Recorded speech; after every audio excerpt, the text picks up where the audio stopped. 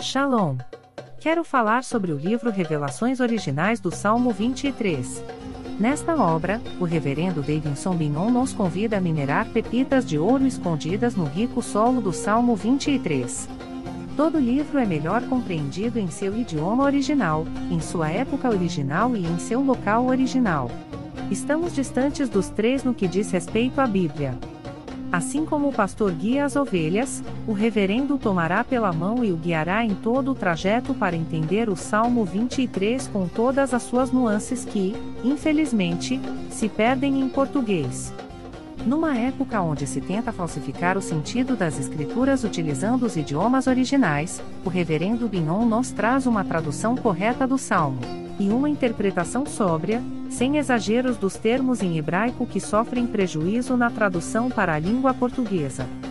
Coisa horrível é comprar bijuteria pensando ser joia rara. Aqui não é o caso. Realmente você aprenderá a minerar pepitas de ouro com este livro. As minhas já estão guardadas no cofre. Você se surpreenderá e se emocionará com a profundidade dos sentidos das palavras do Salmo 23. Espero que este livro seja um refrigério para a sua alma, assim como foi para a minha. E que você entenda que, mesmo que esteja passando por um deserto escaldante agora, o Divino Pastor lhe guiará até águas frescas e tranquilas. Assim, para ter uma boa leitura, acesse o link na descrição.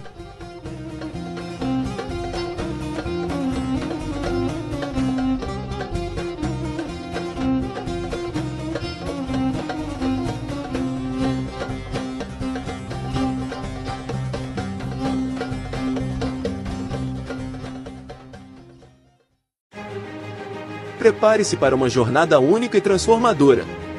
Nas 346 páginas deste livro emocionante, Davidson Bignon mergulha nas profundezas do Salmo 91, revelando segredos escondidos na língua original hebraica, palavra por palavra, versículo por versículo, com linguagem simples e conteúdo profundo. Este livro é a chave para a compreensão de uma proteção divina extraordinária. Descubra como aplicar essas revelações originais à sua vida. Davidson Bignon, autor reconhecido, editora Contextualizar. Uma obra que irá transformar sua jornada espiritual. Proteção divina no curso da vida. Revelações originais do Salmo 91. Disponível agora. Não perca a oportunidade de ter esta revelação em suas mãos. Uma jornada espiritual que irá transformar sua vida. Adquira agora. Davidson Bignon, editora Contextualizar. Seja abençoado pelo Salmo 91. Adquira o seu hoje mesmo. Queria chamar aqui a superintendente da Escola Dominical, Dona Sônia, que vai orar pela vida do preletor nesta manhã, que é professor dela. É professor e ela deseja ter boas notas. Então ela vai orar pela vida dele. Glória a Deus, irmãos. Como foi falado aqui, para nós, hoje é um dia muito especial, né? Por ser o dia da Escola Bíblica Dominical. Hoje é um dia que nós comemoramos, né? 168 anos da Escola Bíblica Dominical. Ela foi criada, né? Ela foi a primeira vez que foi realizada uma escola bíblica lá em Petrópolis, pelo casal Calley, né? Então, hoje para nós é um dia muito especial. Para todos aqueles que amam a escola bíblica, né, é um dia especial. E eu queria fazer um convite a você. Estou vendo aqui algumas pessoas, né, que não fazem parte da escola bíblica, não é aluno, e eu queria fazer um convite especial a você que não é aluno, para que esteja conosco. Nós estamos estudando, fazendo um estudo muito importante, né? Como vivermos neste mundo dominado pelo espírito da Babilônia. Então, eu queria convidar você, esteja conosco. Nós precisamos nos preparar para esses dias. Os dias são difíceis. E hoje, né, o pastor Davidson Bignon, né, meu professor, ele vai estar aqui, né, queria convidá-lo para subir. Ele vai nos trazer, né, uma mensagem falando como a escola bíblica pode ser essa ferramenta para esses dias difíceis. Amém, igreja? Vamos orar? Senhor nosso Deus, em nome de Jesus, Pai, nós queremos nesta hora louvar o Teu nome, bendizer, Senhor Deus, o Teu nome, enaltecer o nome santo do Senhor e agradecer ao Senhor, Pai, por essa igreja, por essas portas abertas, Senhor, por essa igreja, Pai, que ama a Escola Bíblica Dominical, pelo pastor dessa igreja, Senhor Deus, o pastor Alberto, que tem, Senhor Deus, nos favorecido, que tem, Senhor Deus, incentivado, Senhor, a escola bíblica neste lugar.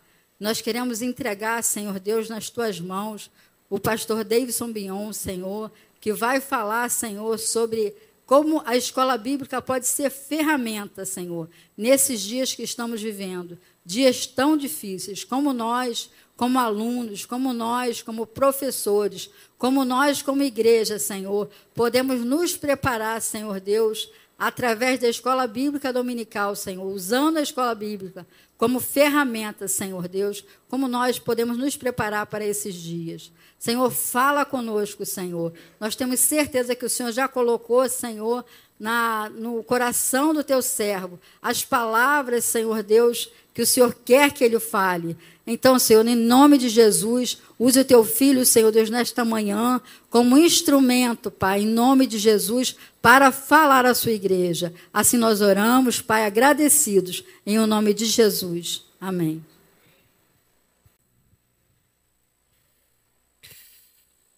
Bom dia, meus queridos. Uma grande alegria para mim estar aqui com vocês. Exceto eu também, já fui professor, né, do pastor Dinester. Hoje sou professor da Sônia.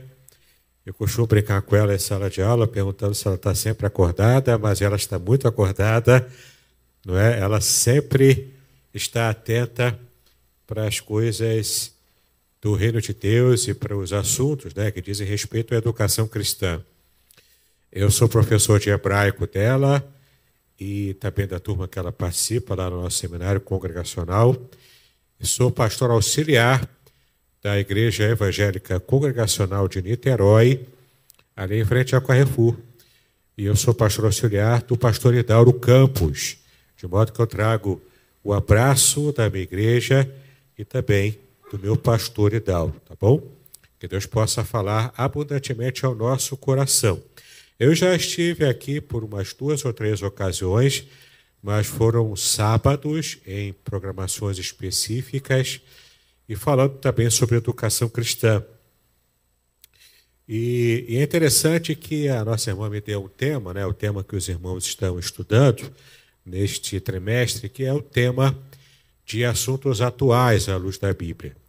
E eu tenho há muito tempo, eu sou também autor de alguns livros, e eu tenho há muito tempo publicado, já publiquei durante muito tempo, um livro chamado Recados do Céu. Foi o meu segundo livro publicado. Eu já tenho cerca de 10 a 20 livros, entre e-books da Amazon e também livros impressos publicados. E o meu segundo livro foi esse. Nesse livro, eu trato de assuntos atuais à luz da Bíblia, como aborto, eutanásia, suicídio, pena de morte, assuntos polêmicos e atuais, todos à luz da Bíblia. Então, se você quiser, ele está sendo oferecido gratuitamente para você, no formato digital em PDF. Basta você entrar no site www.contextualizar.com.br. Ali você faz o cadastro, você vai ter acesso a muitos e-books gratuitos. Um deles é esse, Recados do Céu, em que você pode ter acesso a uma literatura complementar aos temas que os irmãos já estão estudando aqui na Escola Bíblica Dominical. Não é? De modo que é, de fato, um desafio estarmos falando sobre fé cristã em tempos pós-modernos, em tempos até que hoje em dia o pessoal já diz que são tempos pós-cristãos. E isso para nós é um desafio muito grande. Estarmos vencendo o medo do cancelamento digital, vencermos o medo até mesmo de prisões, porque existe o risco hoje de haver prisão, se você defende valores cristãos, valores tradicionais. Mas vamos vencer isso em nome de Jesus e cumprirmos a nossa missão como igreja do Senhor, de estarmos realmente sendo sal da terra e luz do mundo. Antes ainda de entrar no texto bíblico da nossa meditação nessa manhã, eu quero apresentar a vocês esse meu livro, o livro Revelações Originais do Salmo 23. Como sou professor de hebraico, sou também mestre em ciências da religião, eu fiz parte também da equipe de revisores da Bíblia de Estudo Matthew Henry, que hoje é publicada pela Sociedade Bíblica do Brasil, de modo que com essa formação eu consegui fazer um comentário do Salmo 23 totalmente baseado na língua original em hebraico. E especialmente nesse mês, estou lançando também o livro que complementa esse. Está chegando agora no final do mês o meu novo livro, que é o comentário também, palavra por palavra, versículo por versículo, do Salmo 91, que é o salmo mais conhecido da Bíblia também, muito apreciado, e ele é o dobro do tamanho desse livro aqui. Então, ele ainda está sendo produzido, estou aguardando chegar esse mês, e você pode adquirir ou o Salmo 23 hoje, eu tenho alguns poucos exemplares ali comigo, e se você já quiser adquirir o Salmo 91 em pré-venda, você também fala comigo que eu tenho uma condição especial para você, ok? Você pode levar hoje o Salmo 23 e pode também já deixar garantido em pré-venda o Salmo 91 para quando ele chegar agora no final desse mês. Muito bem. Chega de merchan, não é? Vamos falar agora sobre Bíblia. Abra a sua Bíblia em Romanos capítulo 12, versículos 1 e 2. É um texto que nós conhecemos bem.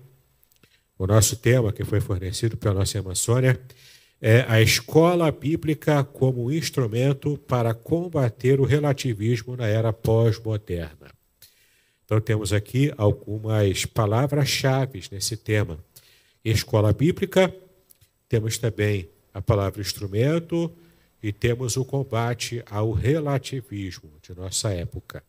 E a gente precisa compreender alguns aspectos desse tema, que é um tema importante. Então, Romanos 12, versículos 1 e 2, é o texto que conhecemos, que diz o seguinte: Rogo-vos, pois, irmãos, pela compaixão de Deus, que apresenteis os vossos corpos em sacrifício vivo, santo e agradável a Deus, que é o vosso culto racional.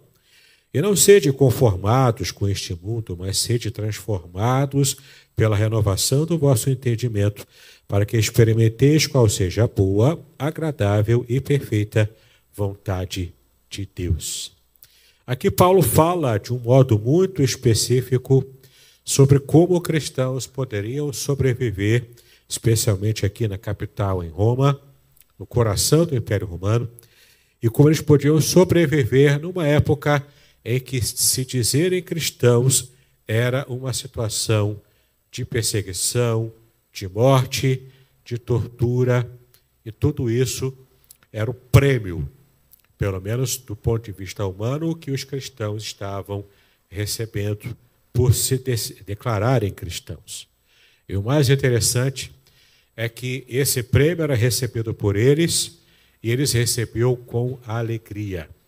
Eles consideravam um motivo de muita alegria padecerem por causa do nome de Cristo. E o motivo era muito simples.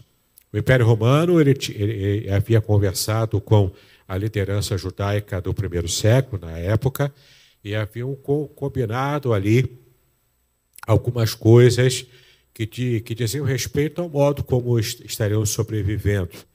E, na verdade, a religião judaica havia combinado ali com o Império de pagar os impostos, e por esse pagamento de impostos, todos os judeus seriam, pelo menos, não seriam perseguidos pelo Império Romano. Eles gozavam de certos privilégios dentro do Império Romano. Mas aí aconteceu de Cristo fundar a igreja. Aconteceu então dos cristãos surgirem. E os cristãos estavam naquela situação, estavam entre a cruz e a caldeirinha. Nós não somos totalmente judeus, mas também não somos romanos. Estamos nesse meio termo entre judaísmo e pregando Cristo que não era aceito pelo judaísmo. O que aconteceria então? Os cristãos então foram completamente repelidos pelos judeus porque eles não queriam, os judeus não queriam que os cristãos também gozassem desses privilégios que os judeus conquistaram a duras penas lá no Império Romano no primeiro século. Então os cristãos passaram a ser perseguidos pelo próprio Império Romano, mas principalmente pelos judeus.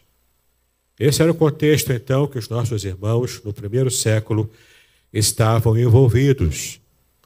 Não podiam cultuar livremente a Cristo.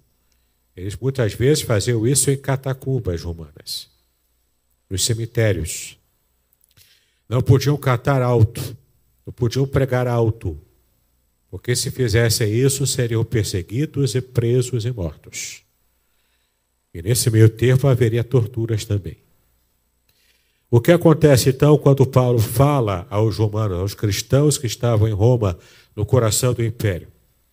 Ele diz para eles que era muito importante, ele roga isso para eles. E esse rogo, essa palavra rogar, significa pedir com insistência, porque era algo muito importante, algo que faria diferença no modo de vida desses cristãos. E então Paulo diz: não sedes conformados com este mundo. Ser conformado é tomar a forma. Ser conformado é como uma gelatina que você coloca no recipiente e o formato que aquele recipiente tem, a gelatina se formará daquele jeito. Você não pode ser um crente gelatina. Você não pode ser um crente conformado no mundo em que você está inserido. Nós, como cristãos, estamos inseridos nesse mundo não para nos amoldarmos a ele, mas para nós fazermos diferença nesse mundo apodrecido pelo pecado. Amém?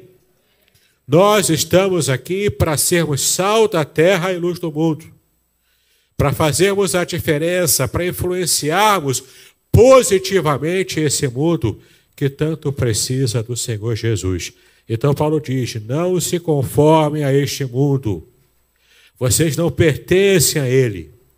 Vocês não fazem parte desse sistema de coisas.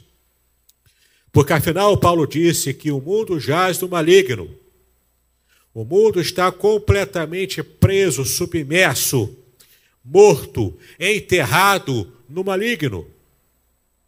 E não há como a gente querer que sistemas humanos, sistemas políticos estejam resolvendo o problema. O problema está na sua raiz. E a raiz do problema é o pecado que ainda está assolando a raça humana. Então vocês não podem se conformar com este mundo, mas vocês devem ser o quê? Transformados. Como é que eu vou ser transformado? Como é que eu vou ser modificado?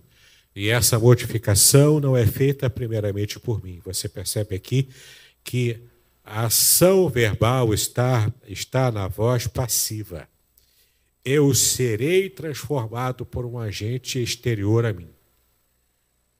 Eu vou ser transformado pelo Espírito Santo de Deus, pelo próprio Deus que trabalha na minha vida, que trabalha no meu coração, porque eu dependo dele para ser transformado. Então eu vou ser transformados, e como que eu vou ser transformado, e como essa transformação acontecerá na minha vida? Pela renovação do meu entendimento. Não sei se os irmãos sabem, mas a palavra grega, que é traduzida em nosso idioma, em português, como conversão, é a palavra metanoia. E metanoia significa literalmente mudança de mente. Então, quando você diz que eu me converti ao Evangelho de Cristo, você não está dizendo que você simplesmente deixou de fumar, deixou de beber, deixou de fazer coisas erradas. É mais do que isso.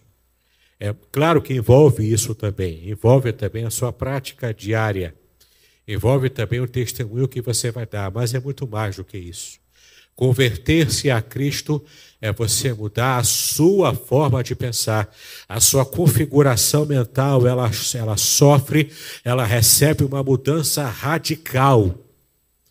E você que pensava de um jeito, pensava levar vantagem, por exemplo, hoje você pensa diferente, você procura fazer com que o outro tenha vantagens, porque você está servindo ao outro.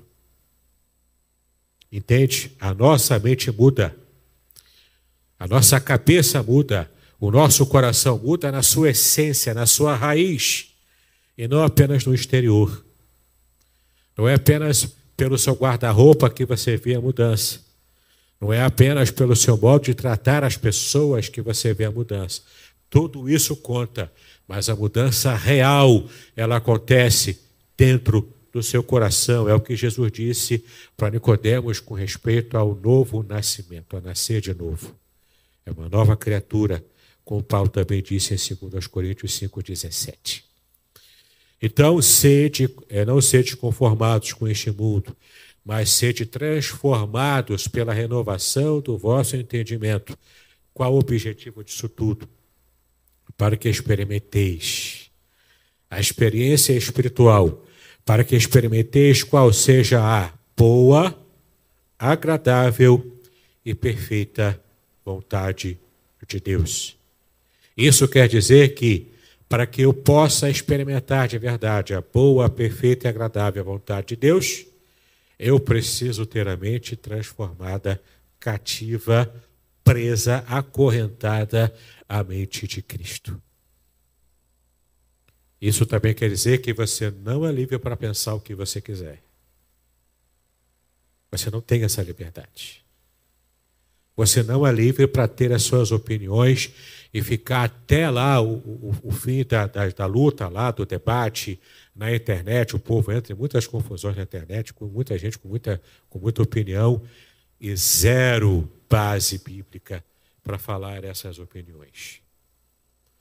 Você não tem liberdade para achar o que você acha.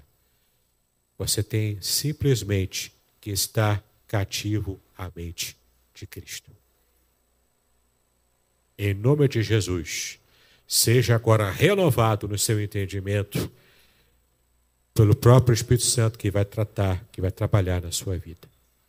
A palavra-chave que aparece aqui no nosso tema é a palavra relativismo. E o que significa o relativismo? Eu fiz aqui uma definição de relativismo.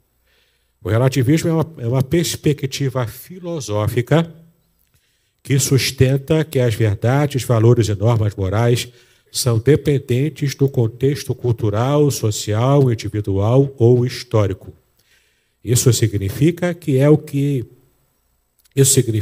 que é considerado verdadeiro, correto ou moralmente aceitável pode variar de uma cultura para outra, de uma época para outra, ou mesmo de uma pessoa para outra. O relativismo geralmente implica que não existe uma verdade absoluta ou normas morais universais, mas sim uma diversidade de perspectivas igualmente válidas. Foi inclusive uma frase dita por Ravi Zacarias, que era um apologista cristão. Ele disse o seguinte: o relativismo afirma que todas as crenças são igualmente válidas. No entanto, quando você diz que todas as crenças são igualmente válidas, você também está incluindo a crença de que todas as crenças não são igualmente válidas. E isso é uma contradição lógica. Na verdade, esse pensamento filosófico relativista, ele é antibíblico. Quando você relativiza a verdade, por exemplo, diz que qualquer coisa é verdade, desde que você se sinta bem com essa verdade. Jeremias disse que o coração do homem é enganoso. E, de fato, aquilo que te fazia feliz há muitos anos atrás, você que já tem certa idade, você sabe do que eu estou dizendo, o que te fazia feliz lá atrás, hoje já não te completa mais, já não te faz mais feliz, porque você mudou a cabeça, você amadureceu. Eu costumo dizer que quando eu era adolescente, o que me fazia feliz era ganhar revistas em quadrinhos do Batman, que meu pai levava lá para casa, eu ficava lendo aquilo. Eu fui meio nerd, né? Eu gostava de ler revistas e quadrinhos de super-heróis, me fazia feliz aquilo. Eu já fui Batmaníaco na época do primeiro Batman do filme de cinema. Já fui Batmaníaco, tinha carteirinha do Batman, para você ver como é que eu era nerd, né? Você acha que isso me faz feliz hoje? Não, há muitos anos que eu não sei o que é abrir uma história em quadrinhos para ler. Porque eu amadureci, eu cresci. O que me faz feliz hoje é, primeiro, estudar a palavra em profundidade. Também é ter a minha família em ordem, minha saúde em ordem, isso me faz feliz. Olhar para minha esposa, olhar para minha casa, para os meus pais, meus irmãos, minha família, estar na igreja, numa igreja que está amadurecendo na fé cristã, tudo isso me faz feliz, porque eu mudei a minha cabeça. A questão do relativismo, ela traz esse problema lógico, como Ravi Zacarias disse, porque se tudo é relativo, então nada também tem valor. E você acaba relativizando o próprio conceito de relativismo. Veja que loucura. Porque tudo está muito aberto. E se tudo fica muito aberto, você não tem um foco necessário naquilo que de fato é importante para você e te faz feliz. Há algum tempo atrás, recebemos em nossa igreja alguém que era homossexual, que foi lá visitar, e eu tive a oportunidade de sentar com ele, ficar horas ali conversando com ele, e depois que o culto começou também, explicar para ele algumas coisas. Mas ele estava arrependidíssimo. Por quê? Porque ele havia feito a operação de mudança de sexo. E ele já estava arrependido, porque o pai dele, que o sustentou a vida inteira, havia morrido. E ele estava agora em necessidade. Não sabia fazer nada, não tinha nenhum emprego, não sabia o que fazer, porque ele viveu às custas do pai o tempo todo. E agora, com a mudança de sexo que ele havia feito, a carteirinha social dele não valia de nada. Ele tinha um problema sério para resolver perante o governo, porque ele sequer podia conseguir um emprego de carteira assinada. O que fazia ele feliz se tornou o maior transtorno da vida dele. E só com o Senhor Jesus é que alguém pode mudar a sua própria vida de verdade, e não com conceitos meramente sociais. E eu quero falar para vocês hoje como a Bíblia, como a escola bíblica dominical pode nos ajudar a vencer esse mal, esse problema do relativismo filosófico que assola inclusive o meio evangélico, porque eu já vi, por exemplo, cristãos dizendo que dizem cristãos, né? Diziam cristãos, que é feminista e cristão ao mesmo tempo. Homossexual e cristão ao mesmo tempo. Entende como não tem lógica? Não tem como você fazer um encaixe perfeito desses dois sistemas filosóficos? Não dá. Também não dá para fazer um encaixe perfeito entre o sistema filosófico relativista e o sistema cristão, porque o sistema cristão também é um modo de você encarar a vida, de você caminhar a sua vida na direção da vontade boa, perfeita e agradável de Deus. Ou você é feminista, ou você é cristão. Ou você é homossexual, ou você é cristão. Ou você é adúltero, ou você é cristão. Ou você é mulherengo, prendam as suas cabritas porque os meus bodes estão soltos. Ou você pensa desse jeito, ou você pensa como Cristo mandou você pensar. Não tem compatibilidade. E vamos ver agora, então, 4 motivos pelas quais, eu prometo ser rápido agora nessa fase, 4 motivos pelos quais a escola dominical pode ser uma bênção na sua vida para que você vença essa filosofia do relativismo. A primeira delas é quando você percebe a autoridade das Escrituras na sua vida. Abra aí 2 Timóteo, capítulo 3, versículos 16 e 17.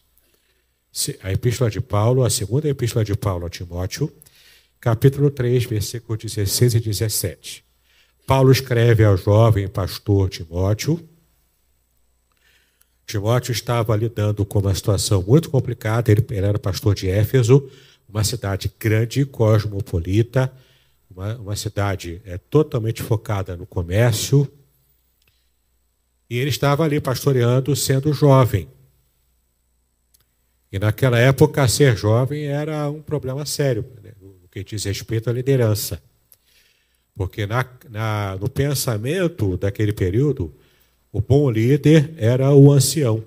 Aliás, o nome para presbíteros em grego é ancião. Porque o líder era ancião.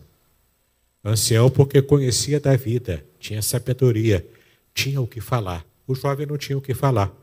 O jovem tinha poucas oportunidades para falar e mostrar sabedoria. E estava lá Timóteo, um jovem pastor, tendo que liderar uma igreja grande, numa cidade plenamente pagã, em Éfeso, onde era a sede do culto a Diana dos Efésios, a deusa do paganismo, de uma cidade grande, rica e também perseguidora do cristianismo.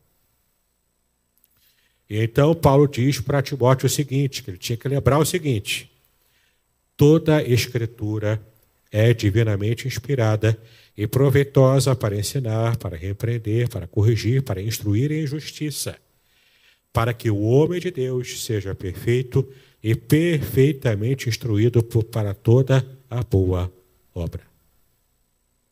Então você vê aqui, percebe aqui o peso da palavra de Deus. A palavra de Deus, a Bíblia, não é um livro qualquer. As opiniões, ou melhor, os preceitos, as doutrinas que a Bíblia nos traz, são preceitos e são doutrinas que servem para moldar a nossa mente, moldar a nossa vida, transformar o nosso coração de dentro para fora. E quando a gente entende isso e se submete à autoridade da Bíblia, a gente então começa a ter o nosso pensamento moldado e de fato cativo à mente de Cristo. Mas quando simplesmente ignoramos a palavra de Deus, achamos que há compatibilidade em filosofias que são, na verdade, anticristãs. Eu me refiro aqui a filosofias políticas, filosofias sociais, filosofias apenas intelectuais na academia e até mesmo a filosofias práticas que você leva no dia a dia e nem percebe que isso é filosofia. Sabe aquela opiniãozinha que você recebeu da sua avó, do seu avô, do seu pai, da sua mãe, na sua criação? Está tão entranhado dentro de você que você nem percebe que esse pensamento que você herdou na sua herança familiar é um pensamento antibíblico. É preciso, então, humildade e é preciso muita diligência espiritual para você compreender as verdades da Bíblia e querer modificar a sua vida pelo que você aprendeu na palavra de Deus. Entende como é difícil? Não é fácil. Se você achava que ser crente é fácil, é porque você não sabe o que de fato é ser crente. Entendeu? Requer mudança total, constante na sua vida. Ser crente não é ser perfeito. Não é ser santarrão, daquele batistão assim de areia em pé. Todo mundo acha que ele é crentão. Ele é perfeito. Ser crente não é isso. Ser crente é você ser humilde, ser aberto para a mudança que o Espírito Santo vai fazer na sua vida em nome de Jesus. Então você deve perceber que a autoridade final para a nossa vida e doutrina e o modo como conduzimos a nossa mente é a palavra de Deus. O teólogo cristão e também filósofo Francis Schaeffer, ele disse que se você não acredita em algo, você acredita em tudo. Quando você não acredita em algo com convicção, você abrirá as portas para todas as crenças, por mais incompatíveis que elas sejam umas com as outras. Então você precisa crer na palavra, na autoridade da Bíblia, e tem que se apegar a essa crença, a essa fé, com todas as forças do seu coração. Não é apenas um conceito intelectual, é o estilo de vida que você tem. É o jeito como você leva a vida. É o jeito como o Espírito Santo vai trabalhando em você. E a palavra de Deus vai moldando você para que você seja mais parecido com Cristo. Ele é o teu modelo. Ele é a tua forma de você enxergar a vida. É através da mente de Cristo que você vai enxergar esse mundo.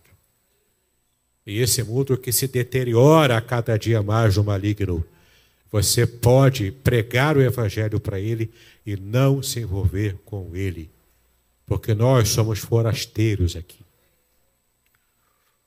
A nossa pátria não é aqui, a nossa pátria é no céu, é no reino de Deus. O nosso reino é o reino de Deus. Porque se fosse para ser um reino político, Jesus já tinha, com o sopro da sua boca, terminado com todo o Império Romano na sua época. Ele não fez isso. O propósito de Cristo é mudar a humanidade de dentro para fora, a partir do coração. Não é uma mudança estética, meramente. Não é uma mudança política. Não, o sistema continua sendo maligno. Mas se você muda a sua mente e o seu coração de dentro, você vai contagiando outros. E então, de dentro para fora, venceremos o mundo maligno para a glória de Deus. O segundo aspecto que a escola bíblica dominical te ajuda a vencer esse relativismo é que a escola bíblica dominical, o estudo da Bíblia diligente, te dá discernimento espiritual. Veja lá em 1 Coríntios, capítulo 2, de 14 a 16. 1 Coríntios, capítulo 2, de 14 a 16, que diz o seguinte: Ora, o homem natural não compreende as coisas do Espírito de Deus, porque lhe parecem loucura. E não pode entendê-las, porque elas se discernem espiritualmente. Mas o que é espiritual discerne bem tudo, e ele de ninguém é discernido. Porque quem conheceu a mente do Senhor para que possa instruí-lo? Mas nós temos a mente de Cristo. Discernimento espiritual, para que você guie a sua vida. Para que você perceba tudo como de fato tudo é. E você nem sempre será discernido. Porque o mundo tem deficiência na visão espiritual. O mundo somente consegue enxergar o seu sistema de modo naturalista. Para eles, morreu, acabou, não existe outra vida além dessa. Então, para essas pessoas que estão no mundo, que seguem certas filosofias que são meramente humanas e carnais, para eles toda a felicidade está concentrada aqui, agora, nessa vida. Mas nós temos a esperança de vida eterna. Nós temos a esperança de uma vida que extrapola essa experiência. Porque, meus irmãos, ai de nós se esperarmos em Cristo apenas nessa vida. A ressurreição de Cristo abriu uma porta gigantesca para a nossa própria ressurreição e a nossa própria esperança renovada de vida eterna após essa experiência. Então, o relativismo ele é vencido quando na escola bíblica dominical você aprende a ter discernimento espiritual, para que você entenda todo mundo à sua volta com o olhar do próprio Cristo, com a mente do próprio Cristo.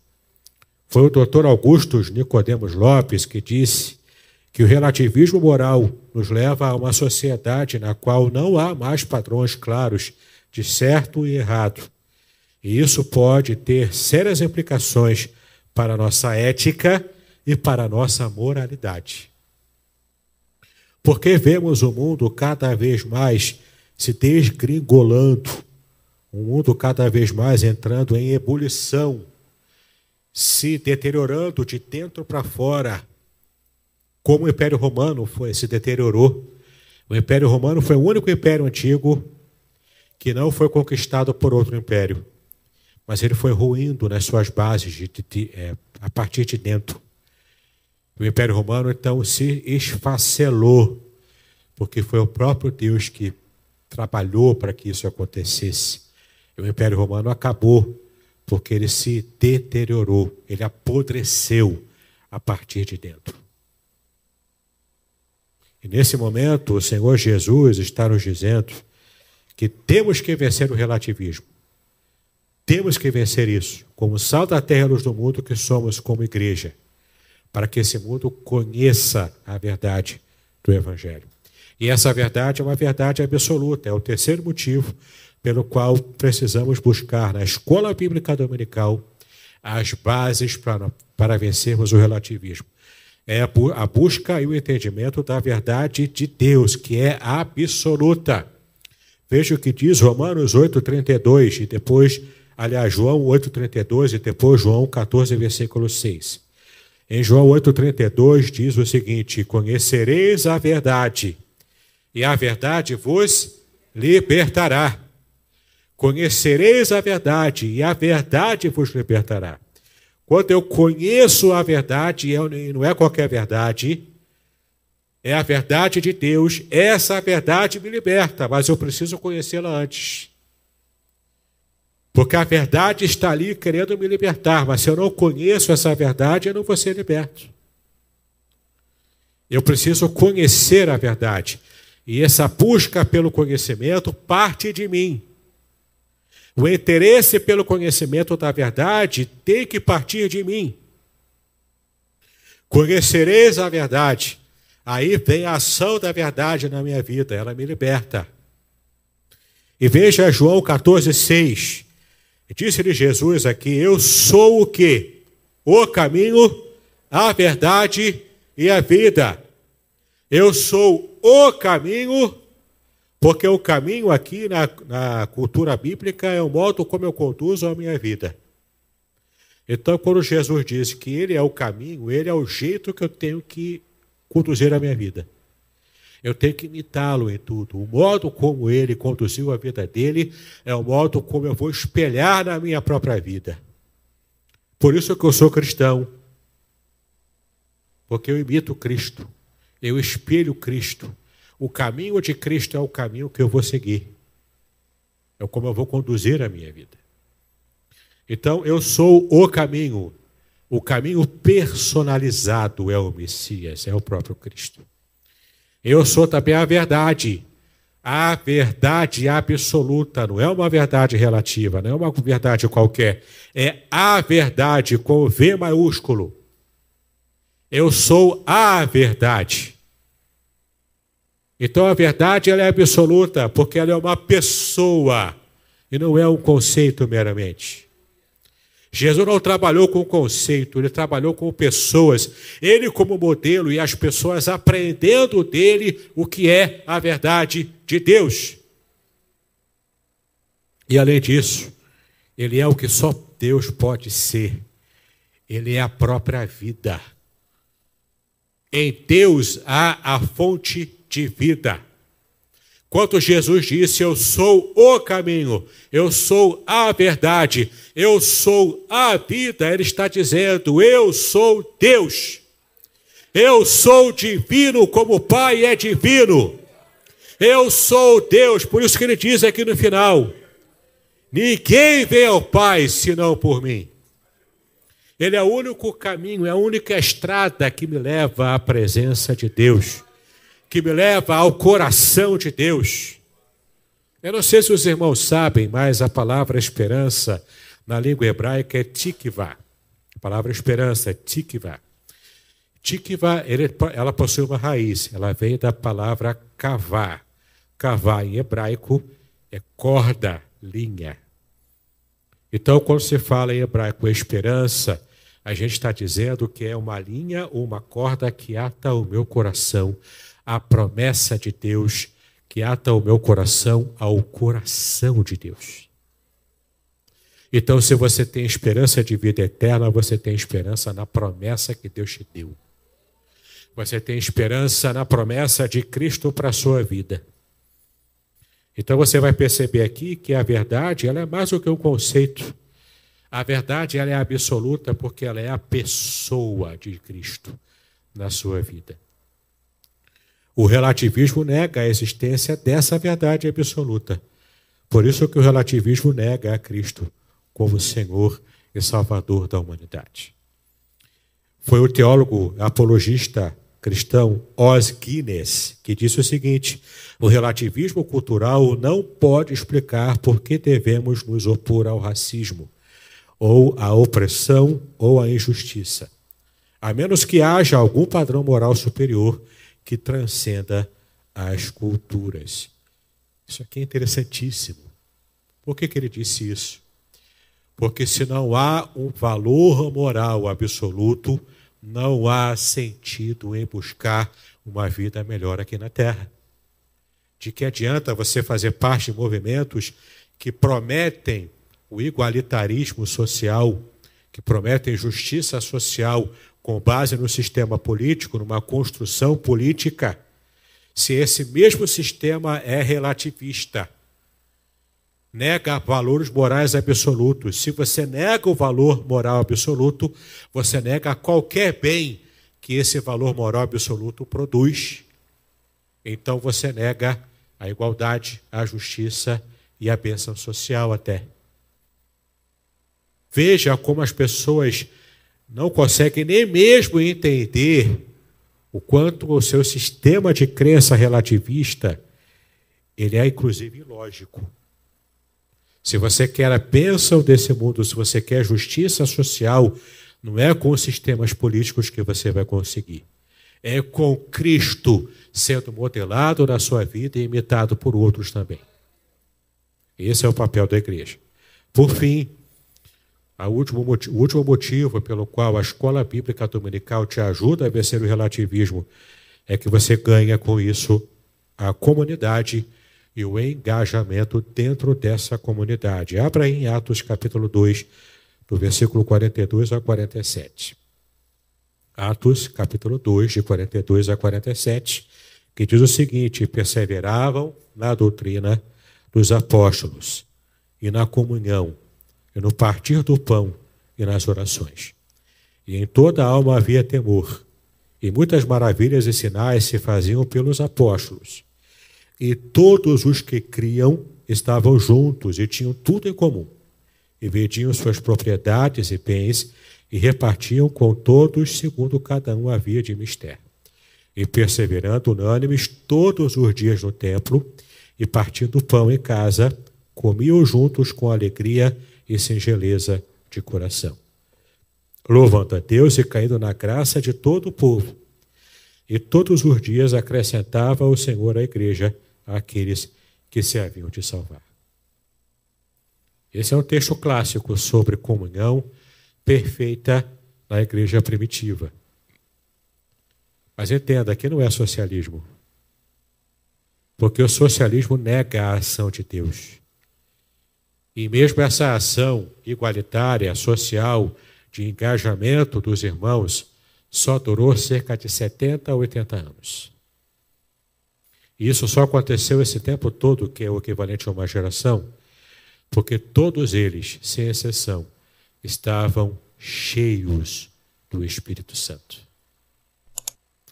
Sem estar cheio do Espírito Santo, nenhum movimento social consegue, de fato, a justiça perfeita que vem de Deus. Jesus disse no Sermão do Monte: bem-aventurado aqueles que têm fome e sede de justiça, porque eles serão fartos. Ali não era política, não era sobre política que ele estava falando. Ali o tema era o reino de Deus, porque é só pela ação do Espírito Santo que todos esses valores absolutos que nós tanto sonhamos, desejamos e lutamos, é só Deus que pode fazer isso. E durante esse período de aproximadamente 70 a 80 anos, que essa igreja cristã do primeiro século, que não era perfeita, mas estava aqui experimentando, durante esse período, essa perfeição completa, faziam isso porque estavam cheios do Espírito Santo. A tal ponto que Ananias e Safira, lá no capítulo 5 de Atos, Ananias e Safira destoaram destoaram um pouco dessa ação do Espírito Santo plena na vida deles. Eles cometeram um pecado e foram fulminados vivos na mesma hora. Não teve chance. Não teve disse-me-disse, não teve conversa. Tal era a ação do Espírito Santo, de modo completo, total e real na vida dessa igreja no começo. Mas, insisto, durou pouco tempo, uma geração. Depois disso, todo aquele sistema de dividir tudo, guardar tudo, acabou. Cada um seguiu a sua vida como tinha que seguir. Porque esse avivamento da igreja primitiva, como todo avivamento, ele dura um período de início, meio e fim. Quando termina o avivamento, você colhe os frutos do avivamento. E se você não vigiar, você pode cair novamente e perder todas as bênçãos do avivamento.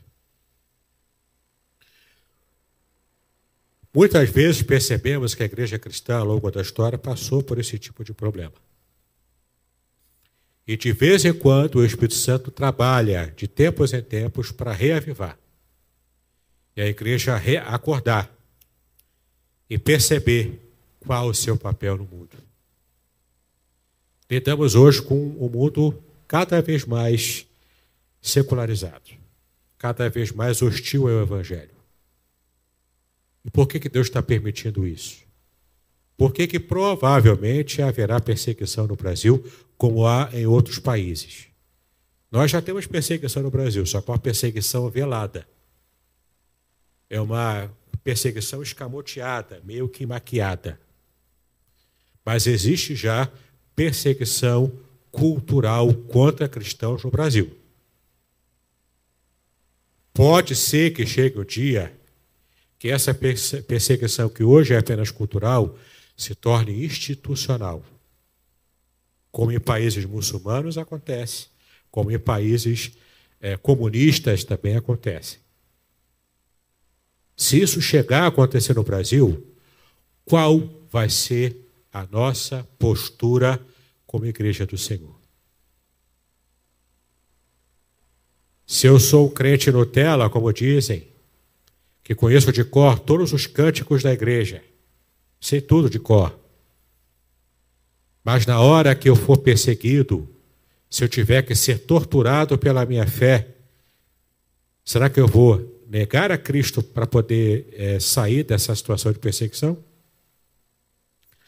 Será que o fato de eu ser o evangélico batistão com B maiúsculo, será que isso vai me livrar da perseguição? Será que de fato eu vou ser fiel a Cristo?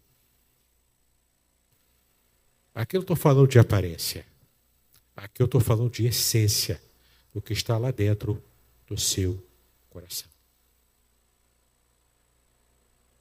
William Lane Craig, apologista cristão, ele disse: o relativismo não é uma visão sustentável, pois leva à incoerência e à impossibilidade de afirmar qualquer verdade objetiva.